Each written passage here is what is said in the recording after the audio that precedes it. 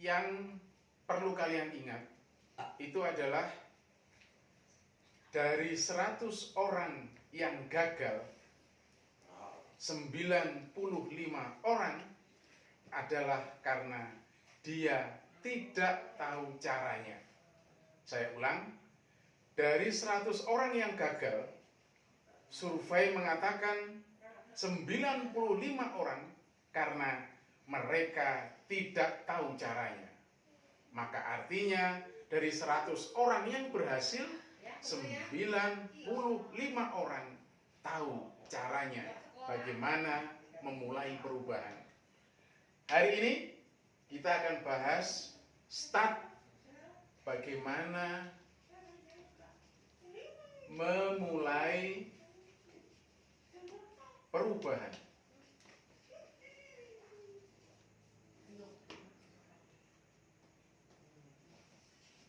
Gambar apa ini? Orang. Intinya adalah kepala. Kalian harus ingat sekali lagi, prinsip kalimatnya yang harus kalian ingat. Dari 100 orang yang gagal, 95 orang karena tidak tahu caranya. Maka artinya siapapun orang yang mau berubah, kalau dia tahu caranya, maka insya Allah hukum alam proses ikhtiarnya tidak pernah mengkhianati hasilnya. Apa itu artinya? Artinya adalah kalau orang pengen berubah, maka hal yang harus dipegang pertama adalah tahu caranya. Tahu caranya. Katakan kamu punya tujuan mau ke Malioboro tapi tidak tahu caranya, kamu nggak akan pernah sampai ke Malioboro.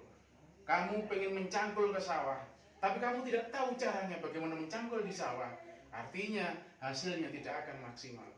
Maka cara yang harus Anda ketahui, orang untuk berubah itu bukan karena faktor orang tuanya punya fasilitas motor, mobil, dan uang yang limpahan juta rupiah. Tapi kalau orang mau berubah, modalnya adalah yang pertama, isi kepala. Ingat omongan ayah, modal pertamanya adalah isi kepala. Karena apa? Karena manusia lahir Allah udah kasihkan mutlak, semua orang pasti punya, adalah fisik. Fisik seseorang itu terdiri dari isi kepala, yang kedua apa? Badan. Isi hati, yang ketiga apa?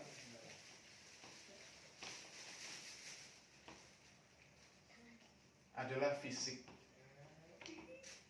rambut sampai kaki. Yang perlu diingat, isi kepala isinya apa? Isi kepala isinya adalah 1, kreativitas, 2, pengetahuan, 3, kecakapan, kemampuan seseorang. Selanjutnya kalian bisa arsir sendiri. Tapi apapun yang ada di kepala kalian tatkala kamu pengen berubah, maka yakinlah Allah udah kasihkan modal yang gratis sama kalian adalah isi kepala. Isi kepala bagi siapa orang yang mampu mengeksplorasi, yang mampu mengeluarkan potensinya, maka apapun yang dia pikirkan itu yang akan terjadi. Artinya, kalau isi kepala ini benar, maka seluruh tindakan fisiknya itu akan mengarah ke jalan yang benar. Sebaliknya, kalau isi kepala, pikirannya, kreativitasnya, inovasinya, optimismenya, kerja kerasnya tidak keluar, maka apapun yang kalian kerjakan itu akan salah. Maka satu-satunya cara untuk melakukan perubahan yang pertama, maka genjotlah isi kepala ini.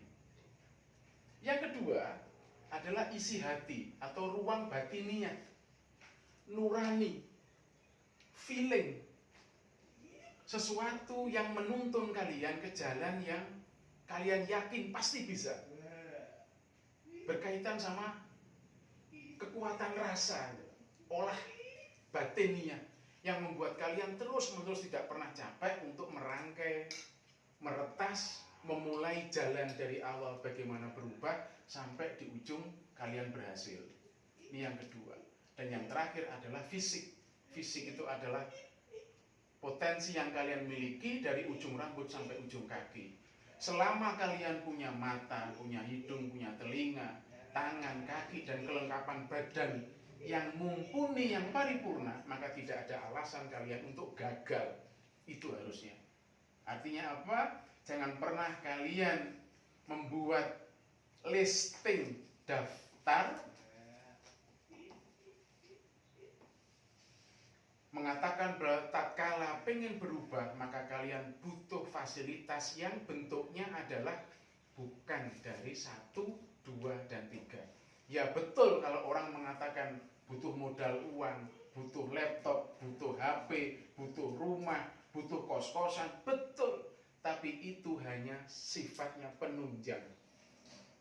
Bingkai pokoknya orang untuk berubah, modal dasar yang sudah absolut dimiliki oleh masing-masing orang adalah 3 hal ini. Penutupnya saya tambahkan 1, kalau ini sudah paripurna kalian kerjakan, isi otak kalian genjot, isi hati kalian olah terus dan tidak pernah kalian racuni dengan hal-hal yang memperburuk mata hatimu menjadi sangat tidak sensitif menerima kebenaran, maka ini akan hancur. Dan fisik, yakinlah mulai per hari ini, apapun yang kamu kerjakan dari bangun tidur sampai tidur lagi, kalau apa yang kamu pikirkan itu betul, harusnya kamu on the track menuju perubahan yang benar. Dan yang terakhir, kalian pasti punya aset sosial. Aset sosial ini adalah aset pertemanan, kekancan, pergaulan sama kawan-kawan kamu dan lingkungan. Kalau ini udah kalian genjot, maka yang terakhir untuk berubah, fungsikan aset sosial kalian, pertemanan kalian. Kemarin kamu tidak bisa matematika, tapi ada teman kamu yang pintar matematika, artinya kamu bisa ngangsu nyusu kaweruh sama teman kamu yang pandai matematika. Kamu tidak bisa mengolah daging menjadi bakso, tapi kamu punya teman, kamu punya ibu yang bisa ngasih pengetahuan ini namanya aset sosial.